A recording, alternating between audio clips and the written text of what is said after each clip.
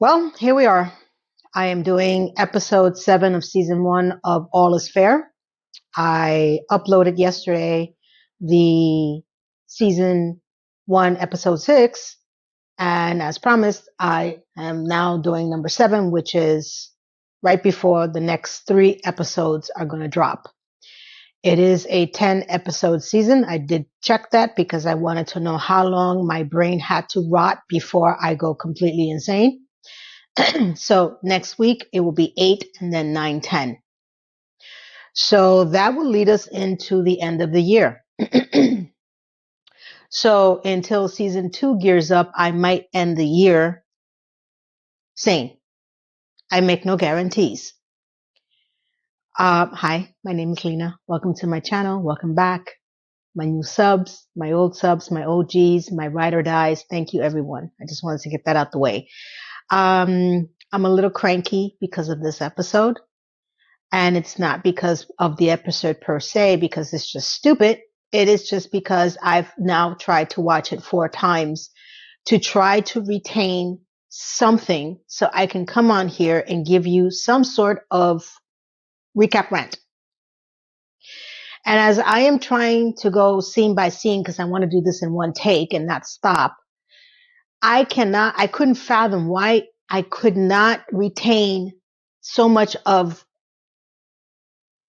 the crap that's in this episode in general. And then I came to the realization it's because one major thing, which is I'm not connected to any of these characters, nor does this show allow you to be connected to any of these characters because it's not funny. It's very surface-like stupidity. Like you don't get to know these people. And then I started thinking, well, that was how I felt about And Just Like Crap. Why was I able to get through that and remember so much of it without a script? And that's because me and with everyone that followed me with that recap, we were connected to the characters, right? So to watch them go into the descent of the reboot, it was just more emotional than it was mental, right? Because we saw what was happening and because we grew up or we were familiar with the characters, it was just easier for me to really dive into the pain and suffering that we all felt. With this show, I don't have that. I don't really give a furry rat's behind about these characters. And yet my money, though it may be small to Disney, is going into the series to pay for the nonsensical verbiage that happens in every single episode. They're not even trying. I am thoroughly convinced that there is a group of writers, Michael Patrick King involved with Ryan Reynolds and other people who have made horrible TV shows in the last, let's say 2025. There's a cult. There's a writing cult. They're out to get us. They don't care. They don't care. I hope my mic is on. Oh yeah, thank God, because I would lose my shit. Sorry for the cursing. Because there's no way anyone, even the actors who read this at the table, are saying, yeah, this is good. I don't care what Glenn Close is defending. I don't care. There's no defense to this. And I'm going to tell you, it is neck and neck with And Just Like Crap in the horribleness of this genre. Believe it or not, I didn't think anything could knock off And Just Like Crap. And it's not going to knock it off unless they do something completely egregious, which even if they did, because I don't care, it will never knock off And Just Like Crap. It'll always be neck and neck. So I'm going to try to remember as much as I can to bring you this rant as best as I can. Hopefully make it funny because it's haha, not funny. It's haha, oh my God. And thank you for staying and sticking with me. And even if you're not watching the show, if you find this funny at all or interesting, or you're on the same page as me because you have watched it, you heard about it, you've seen it, whatever the hell it is, or you've watched other creators give the same complaints, I thank you for staying with me and watching this because I need someone to be in this train with me, the pain and suffering brain rot express. Because it is. Okay. I feel my blood pressure coming down a little bit. Oh, wasabi. Okay, let's set the scene. As we know, Glenn Close's husband, Ed O'Neill, has passed away in the prior episode, and she was there in his last breaths. So we open the scene with Glenn Close doing her nightly routine, moisturizing her face. And as she pans over, we see Ed O'Neill still in the bed, dead. I swear I didn't make that rhyme purposely. Okay? So she is getting herself gussied up. She walks over to the bed. She lays down next to him and she's talking to him, stating that, well, you do need a manicure and that you're still handsome. She turns off the light and she just lays there next to him. He's dead. Now, as I stated before, Ed O'Neill only had 5 lines in the 5 episodes that he's with. So we've resulted him to no lines and just being dead in the bed. I have to see how much he got paid for this because, whoa. Okay. The next scene we have is now we have finally Naomi Watts' character has decided to make an appearance in this episode. And oh my God, she's in their conference room in their office while, Monotone Kim and Nishi walks in and they're talking about the division of mediations that they have to do since Glenn Close's character is in mourning. And, Niecy notices that she's not focused and, they're asking her what's wrong. And she's just, looking in the sky. It's just, I feel so bad for her being alone. And, Niecy's like, well, that's what she wants because I spoke to her last night and Kim says the same thing. And then we get it into, Naomi's character's head that, Glenn Close spoke to them both, but when she tried to call, she was told that she doesn't want to take any calls by the housekeeper and she hung up on her. So how this turned into grieving and into what's going to happen now, I don't know because there is no context before this because there is only tell, no show. So, Kim, Monotone Kim is like, what's wrong? And what's going on in your head? And, Naomi's like, nothing. And she goes, stop thinking the way you're thinking. And I'm like, what is she thinking? Because I've had 3 cups of coffee and I'm barely thinking. Okay.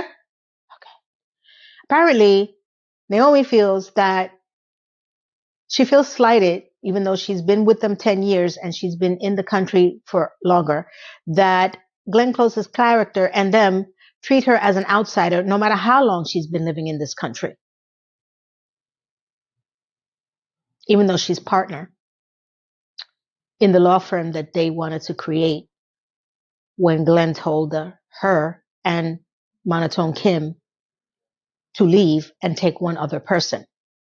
She still feels like there is an American sisterhood that she's not a part of because Glenn does not call her back. How this all appeared, I have no clue.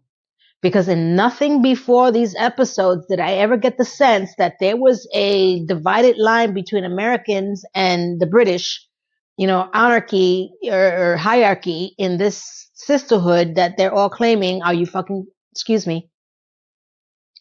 kidding me? Because that's what they both tell her, that it's not about her, shocking. And that, Monotone Kim says, I completely understand why she wants to be alone. I felt that way as well. And Nisha's like, I'm sorry, did your husband of 40 years die and I wasn't aware of it? And, Monotone Kim, because it goes right back up to the rabbit hole, says, no, he didn't die, but divorce is a loss, which I don't care.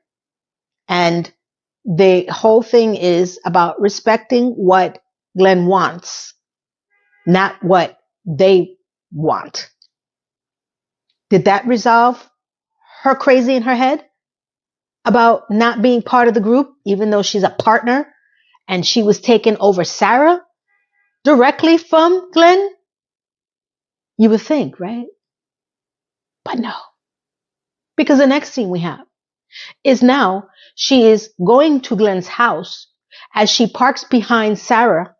And now all of that animosity that Sarah had for all of them And now that they hugged it out in the last episode, because they're all BFFs now, excluding Naomi's character, now I understand why. Because now she needs to channel that energy into Naomi's character, because it doesn't change her from being a crazy backcrap bitch. It's just now she's shifting it only to Naomi's character. So as they're throwing jabs at each other, as they're getting out of the car, Naomi tells her, oh, she's the wicked witch with her flying monkeys. Sarah tells Naomi, well, you are Mary Poppins' evil twin. And they're both trying to figure out who's going to get into Glenn's house first. And they're just throwing these, jabs at each other about their personalities, about, I think Naomi says that she was a mentor to me. And then Sarah's like, well, she was a mentor to me before you came along and you took American jobs, from wherever the country she is. I think she's from Britain. I don't know. And I'm just listening to this and I'm like, how long does it take for a writer to write and rewrite and perfect these lines and then put them into action and then decide maybe this is not funny? One wants to know.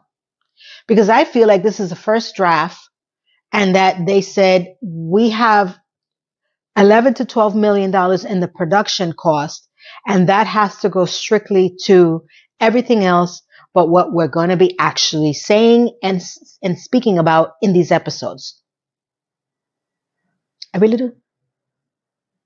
Because remember, each one of these characters are making $350,000 per episode, and that's just not including the executive producer cost, because each one of them are executive producers as well, which is another amount. Okay? So they had to cut corners somewhere. And apparently it's in the writing department. The most important part of the show. Okay? So as they're walking up to the house to get into Glenn's house, the housemaid opens the door and they're both trying to get in. Naomi pushes her way in to find Glenn close in the kitchen making eggs, hugs her. Then Sarah comes to hug her too, because whatever one does, the Laurel of the Hardy has to do the other. Just to one up each other. It's like the worst team up ever. What would be a worse team up for you? Batman and the Joker? I think that would be it. It's like watching Batman and the Joker try to be friends with Superman. I don't know what else to say. This is ridiculous. And as they're hugging, Glenn is not even paying attention. She's like, yeah, okay, what do you want? And they're both bringing food, one homemade, the other one from a restaurant. And Glenn's like, no, I want to make my eggs because, Dougie taught me how to do my eggs. Dougie is Ed O'Neill. And that she's going to have them upstairs.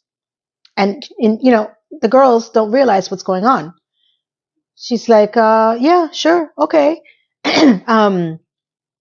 I don't know how this came about. I can't remember the exact line. All I know is that Glenn tells them, no, Dougie is with me. I'm going upstairs. He's still in the room.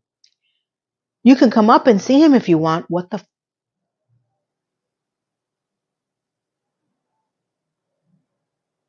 I'm not pausing for dramatical effects. I'm really pausing because this is my reaction. I'm like, what do you mean you want to come up and see me? Mae West or him? Crazy woman. She went full Fatal Attraction. This is what I picture her to be if she would to have stayed alive at the end of the movie. She went nuts. So they go upstairs to sit with Glenn as she eats her eggs next to her husband who is dead in the bed, not refrigerated, no ice packs, not in a coffin, in the bed. And as, Naomi is telling her, this is not okay. Like, how can I help you? Who do you want me to call? And, Glenn is like, it's okay. It's only been a day. He's not deteriorating. And this is how his culture does it. It's called a wake, and he's from the Irish Welsh culture. And this is what they do. Now, I'm not going to pretend to know what the Irish Welsh culture does with the deceased body. I checked it online, and maybe this was done in the BC, but I don't recall seeing anything that this is what they do, that they leave the body in the bed. Now, I've seen different things that they say that they have him in the home. It's in a casket. You have to keep it at a certain temperature. But the most important thing is that and please, if you are Irish or Welsh, Irish, whatever it is, and you know better than what I'm read online, that one of the major things that they do is that the body is never left alone until it's time for the interment, right? So the part that she doesn't want to leave the body alone is not the disturbing part. It's the fact that she doesn't have him encased in the proper way and claims that there's nothing wrong with the body because it's only been a day. I don't remember hearing anything about this in any health reports. I don't know. I would think that she could be wrong. Okay? So now we get into the most disgusting part of this conversation, as she is expressing this to the two Laura and Hardy, Joker and Batman duo. Sarah says, I completely understand. The same thing happened to me, and I'm going to say this once because I don't want to repeat this word because of the way she uses it in this episode. I was the same way when my kitty cat died. Now, drop the kitty cat and you figure out what she named her cat. So from here on in, I'm going to say kitty cat because I will not use that word. Okay? I don't care what she calls it. As she expresses that, Glenn looks up and I'm like, okay, how did you get through this in the table read? And she goes on to express that her kitty cat died of feline AIDS. And now Naomi's like, first of all, are you trying to compare your cat's death to a human, her husband?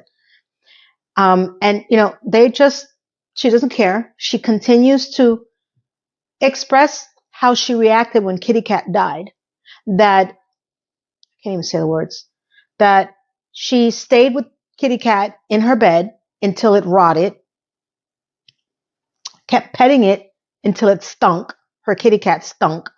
Her mother was very upset because she wouldn't let go of the kitty cat. And, please understand I'm using kitty cat as a replacement for the P word. So you can imagine, if you haven't seen this episode or you've heard other creators say it out loud, I won't do it. I won't do it. I won't. I'm not going to give in to the stupidity. It's bad enough that I have to review this crap. And as she's going on explicitly explaining to Glenn that it took her a few days as her kitty cat was rotting, that she finally figured out a way to soothe her kitty cat. And that was it. Naomi lost it. She was like, that's it. First of all, stop saying that word.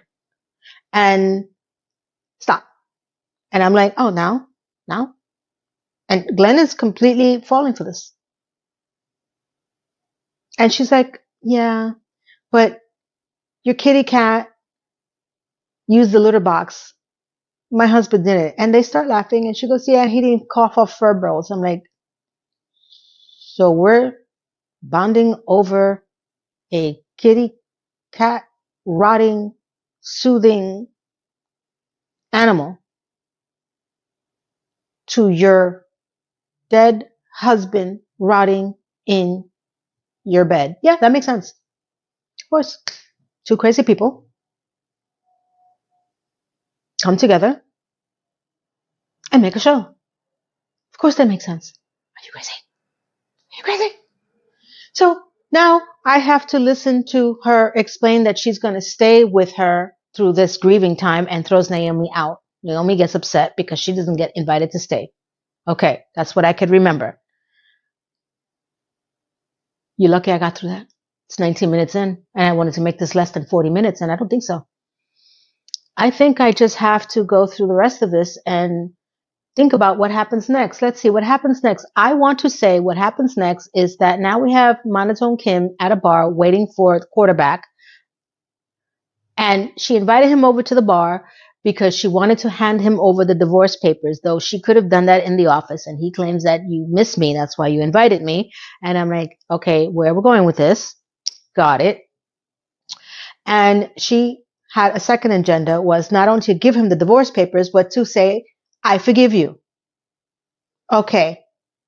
And as they are tinkling away on their drinks, he wants to know why this can't be this way always, the way it used to be. And I'm like, I wouldn't know because we never saw anything other than come to daddy.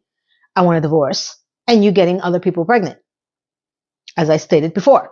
So none of this, I give a fairy rat's behind. The only thing I realize is that she's telling him that he's an addict and that he says he wants to do better. And she says, well, you need to go through the 9th step, which is to ask forgiveness. And he's like, he first says, you forgive me. He goes, no, you need to ask forgiveness for all the women that you slept with. He goes, are you crazy? What do you think? I have a list? And then she pulls out the list that's the equivalent of War and Peace, the novel, and says, did you think I didn't have the list? I have, Nisi, who gathered this War and Peace novel list. And he's like, holy crap. Yeah. Be afraid. Because when I saw the pages, I was like, here we go. I believe it's front and back. I don't know if this is in the time they were married or just in the time of his lifetime, but it doesn't matter. Doesn't matter. I'm going to say the next scene, we're back at, Naomi and Sarah, Laura and Hardy, or I keep saying Laura Hardy. It's not, it's Batman and the Joker. And now Naomi is trying to get through the front door. And of course, I'm going to put Sarah as the Joker because of what happens next. Intercepts the door from the housemaid and tells her that she can't come in. Thank you for the flowers. You suck. And they're going at each other. And all I remember is that Sarah says, you're an old hag. I still get my period and you don't. And you're old and you're crazy. And, Naomi's like, well, you know what? You're never going to be a part of the team because, I was recruited and you were rejected. And Sarah says, well, that might change. And I might even take your position. And it hits Naomi that maybe something else happened in this negotiations that she was not a part of in the last episode. Sorry, I fell asleep. Literally. That's how I felt. I was like, whoa, I gotta get up. 5th cup of coffee? Maybe. So as Naomi is walking away,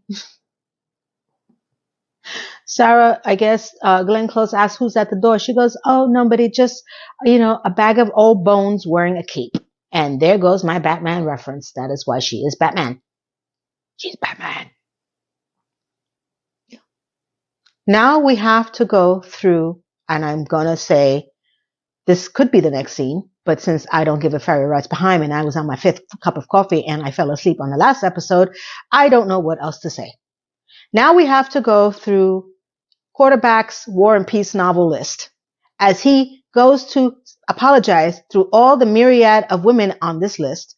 And it's a mix between telling one of them that he's sorry that he slept with her twin sister, but they look alike, and he called out her name instead.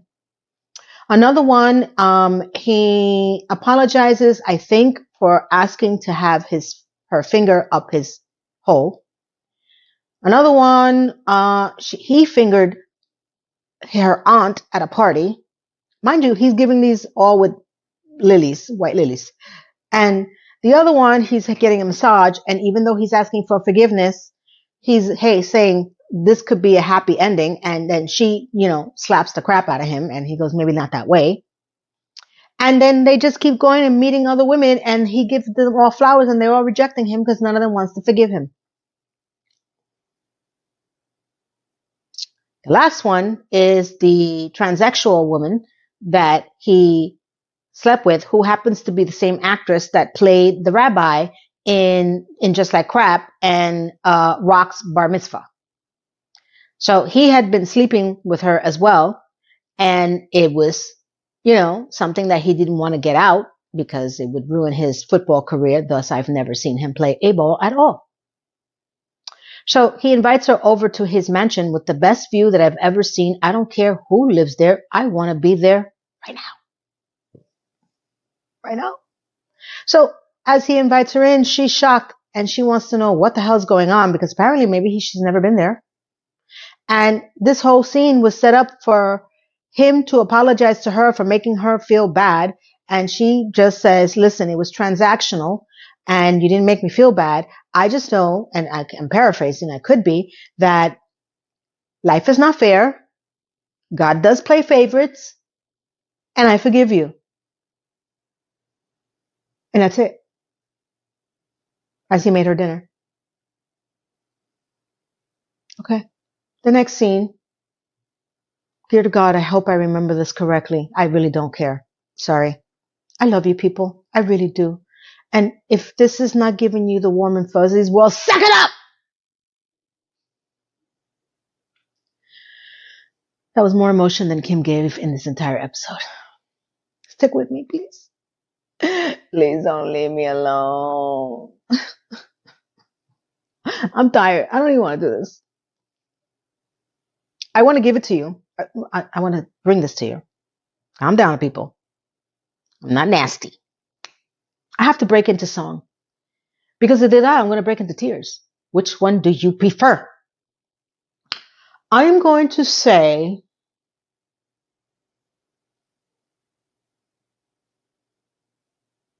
the next scene possibly could be, and I may have cut off something.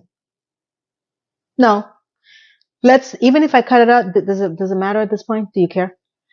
I'm going to say that quarterback goes back to Monotone Kim's office to let him know how far he's gotten through the list and that he does have an agenda. And the agenda is that he wants to work it out with her again. And she's like, not even going to happen. And he's like, well, can you help me with the last person on the list, which happens to be the receptionist that he got pregnant. The receptionist that Kim hired. And she's like, fine, I'll help you to try to mend that fence. And as long as you get the agenda of us getting back together, because it's not going to happen, which means in every romance novel ever means that they are going to get back together. Have you not read it? Are you shocked? Okay. I am going to also say that the next scene is the funeral. Oh, the wake. It's not a funeral, it's a wake. So Sarah has taken upon herself to have a wake at Glenn's house and invited everybody. Niecy shows up first and she's shocked of how wakes are being done now, which I am shocked because it's Hollywood. What does she expect to happen? Because I believe this is it is in Hollywood. That it's very fancy. There's champagne, there's fancy food, there's I would have expected nothing less. And she expected maybe 10 people at best, all sharing stories. I'm like, what wake did you go to? You've been in Hollywood long enough. You should know better. Okay. I didn't buy this at all. As she's talking to Sarah, she's like, oh, well, so how's this going to work out? And Sarah's like, well, Glenn is not going to come down because she's still with Doug at O'Neill. And Niecy's like, oh yeah, of course she is. In the memory of him will never die. And she's like, no, you don't understand. Let's be clear. She is still with Doug in the room and he's in the bed. And that's when it hit Niecy. She's like, what the hell are you talking about? I'm like, yeah, you didn't know that? Oh, you just got the memo? Well, welcome to the club. Here's the seat on the crazy train right next to me. You're welcome to join. You may or may not get beverages, depending on your ticket. So as she is talking crap and she's like, all right, let me go talk to her because, Sarah feels like she messed up by having this wake. Obviously, she created this whole, party without Glenn's permission because Glenn is upstairs with the body refusing to come down. As Niecy walks away, she says, you did a great job. And, now that they're BFFs, the biggest point of this whole conversation is that Sarah says, thank you. Thank you for telling me I did a great job. It's so rare to hear. How old are you? What the? So Nisi goes upstairs to talk to Glenn, and Glenn is going through the albums of, Ed O'Neill in his younger years, Al Bundy days. And, Nisi knocks on the door and, she asks to speak to her. And, Glenn's like, come on in. And she's like, no, away from the deceased. That doesn't trigger Glenn because, she's in denial. She's not in denial that he's dead. Clearly. So they go to another room and Nisi is insisting on, what do you have in plans to do? And Glenn is like, I don't have plans for anything. I want to be with my husband until I'm ready to not be with my husband. And, Nisi's like, well, I can't let you go until I know what you're doing. And, maybe you should get some medication from a doctor because you seem a little crazy. She didn't say those words, but that's what she meant. So that's when Glenn went full fatal attraction crazy. She curses, and she says that she's allowed to be crazy because she's been in control all her life. And when she's ready, she's ready. Blah, blah, blah, blah, blah, blah, blah, blah, blah, blah, blah, blah. And she starts to cry. Fatal attraction cry. On Nisi's shoulder. And then we hear bagpipes. I'm going to say Irish bagpipes in the hallway. Because now Naomi is on a mission. Naomi hired, I guess, what she thought was culturally appropriate for the wake, bagpipe players.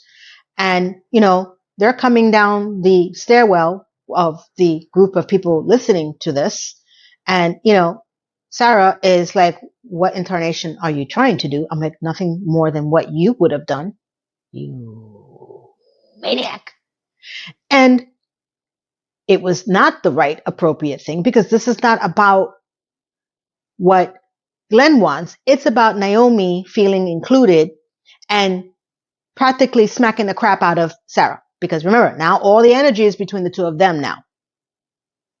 Okay? So when did this turn into this? I don't know. So as Glenn comes out and she's upset because her husband didn't even wear Burberry because he hated the plaid. So this was not the right call for Naomi to make. So she's still out in the yonder year.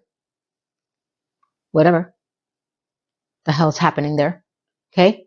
Or she feels that way. Glenn walks away. Nisi looks at her like, wrong move. Sarah tells her, oh, you made a mistake. You look constipated. I believe that Glenn has Metamucil in the kitchen. Would you like to take one and squeeze one out? These are the words that are coming out of an adult woman's mouth. Out of the words of Mad Magazine. You're not funny.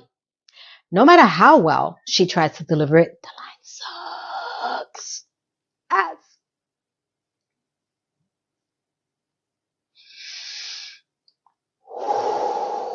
"33 minutes in and I have to finish this. Okay, next. As Naomi realizes that she made a mistake. I'm going to say the next scene is Kim is calling quarterback's pregnant girlfriend, aka the receptionist, to convince her to come by the office to speak to quarterback to not only make amends because he wants to be in her life. And she is like, did he put you up to this? And she's like, I wouldn't have done it if I didn't think it was right. And she's like, fine, as long as you're my counsel. Great. Now Kim is representing the woman that's carrying her husband's baby that cheated on her, that she hired as a receptionist.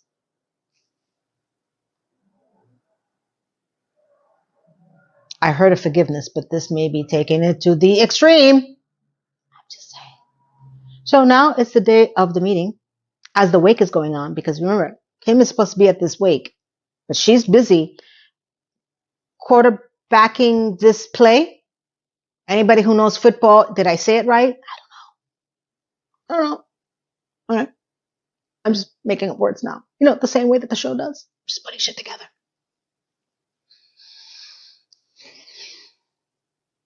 Okay. Now, quarterback is there. Kim is at her desk wearing an outfit. At least it's an outfit. It's clothing. It's better than what she's been wearing, though none of the colors match. It's pink and white with black stockings and black shoes. It's like a freaking clown show, this show. Oh my God. One little car and 18 million clowns come out of it. Seriously. So pregnant girl comes in and she's like, what do you want? And he's like, I want to apologize. She goes, well, I thought you might say that and I don't want to hear it. And he's like, well, I want to help you in any which way you can. And she goes, I don't want to hear it, as she's not paying attention to him. And as he tries to apologize, she flips out. She throws her phone at him and hits him.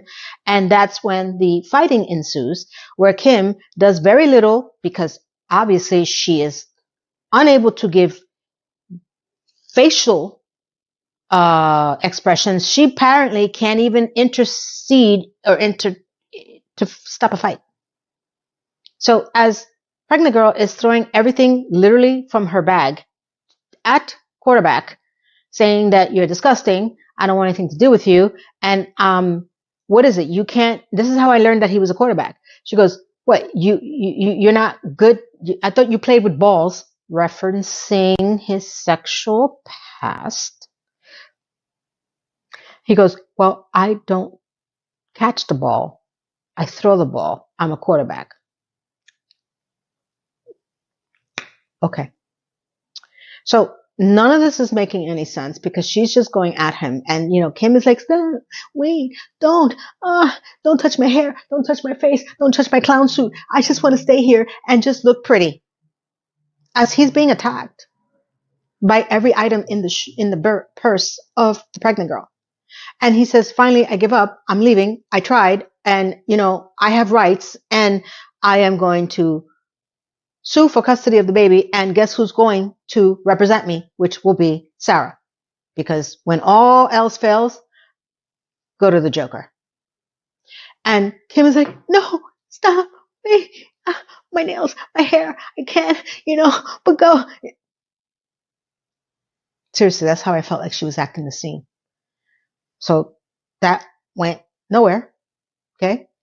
So now we're back at the home of Glenn. It's evening. All the people have left and it's Nisi, Sarah, and Naomi at a table, and Naomi, Joker and Batman are jabbing at each other, and Nisi, who I'm going to call Nisi, I don't know, in this particular scene. And she's trying to make them stop. Mommy, I'm going to call her Mommy. And she's like, would you two please stop it? As they're going at each other. And she goes, I've had it with you two. Okay. We have, Glenn up there, not wanting to release the body because it went from being, when we were talking about the kitty cat incident, it was 1 day since he's passed. It's now going on day 4. So it's now 4 days into the fact that this man is upstairs still in the bed, not decomposing in her mind. Are you getting a visual now? Are you understanding the words that are coming out? Are you understanding the words that are coming out of my mouth? Ay, Señor de mi vida, coño, carajo, puñeta. Dame paciencia, Dios. Dame paciencia. Esa mierda, jodió. Writers. I'm not going to translate. Maybe. I'm asking God for patience. Please release me of these horrible writers. So, as this is going on in the table room, finally, Kim shows up as a version of Zsa Zsa Gabor in this ensemble that she's wearing. Where's she going? She thought that it was going to be until 7 p.m., but everybody already left. I still don't understand where she thought she was going. What wake outfit is that? Okay. Little did I know why she was dressed like Zsa Zsa Gabor. So as, she's trying to figure out what's happening. One of them says, yeah, so Glenn is upstairs and her husband's still in the bed. And Kim's like, just like this. Oh, shit. Really? Okay. So Wow. So should I go upstairs and talk to her? You couldn't muster up better than, oh shit, really? Maybe I should go upstairs and talk to her. Nothing. Nothing. I would have been falling off my dress. Like, excuse me? Like, I would have at least tried to give an eyebrow. Nothing. So Nisi says, well, we're all going to go upstairs, but we're all going to go attack her because she can't get rid of all of us. Sure. So they all make it upstairs, Zsa Zsa and crew, Batman, Mommy, Joker, go upstairs to speak to Glenn. And as they're speaking to her, trying to reason with her to please let go of the body, let go of the body, let go, let go. That's what the title of this stupid episode is. I don't know. Nisi says something about one of her very intelligent children about energy and energy this and energy that, and that the energy is gone and that you need to let go of the body. And yeah, Glenn, I think, still looking at pictures of her and Ed O'Neill. I don't know if they PDF this together. I don't know if they were really ever together in any of these photos that they're showing. I didn't take the time to research it, and I don't care. I'm going to sing Jimmy Crack Corn. Jimmy Crack Corn, and I don't care. Jimmy Crack Corn, and I don't care. Because now, as they think they got through to her, great. Now they're back. Mind you, this is happening in the bedroom where Ed's body is still there. So they all dared. And mind you, Kim doesn't even look at the body, doesn't even react, nothing. Remember, she's motionless. So they're back downstairs and, they're all cackling, Les Glenn. And they're like, oh, I don't know if it would have happened to me. What would I be doing? That would be Nisi if it was one of my kids. I don't know if anybody would ever speak sense to me. Okay. And, I don't know how this happened, but something Kim says that she feels something about letting go the love of her life, the quarterback, and that this is bringing to light maybe she should have rethink this. And Nisi's like, no, you shouldn't. And then Sarah says something, well, it's not like you're going to be able to find another man at your age. Didn't we hug it out? Why are you attacking her and her age? And that put something inside monotone Zsa Zsa Gabor Kim. I should have known then what I have now seen 4 times. So Glenn comes down and says, it's time. So we're done? We're good? Whatever the energy talk was and bagpipes and the eggs and everything else, we're good. We're good. So she's like, call them. So now the health department, I presume, comes to pick up Ed's body. So we're never going to see him again. Thank God.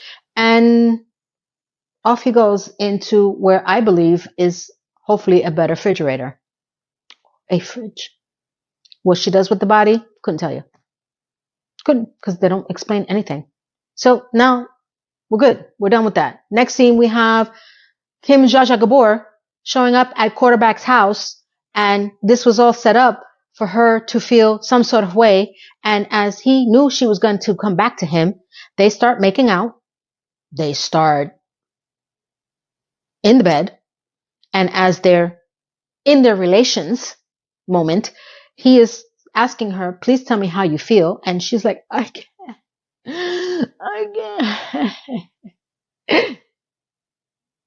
And he's like, I love you. I effing love you. And then they just pan out and they're having relations. So Kim can not only not have expressions on her face, she cannot say the words that should be coming out of her expressionless face. While, quarterback, though he was the one that asked for the divorce, cheated on her, got somebody else pregnant, and then there's the War and Peace list of the women that he's been with. He loved her. He loved her.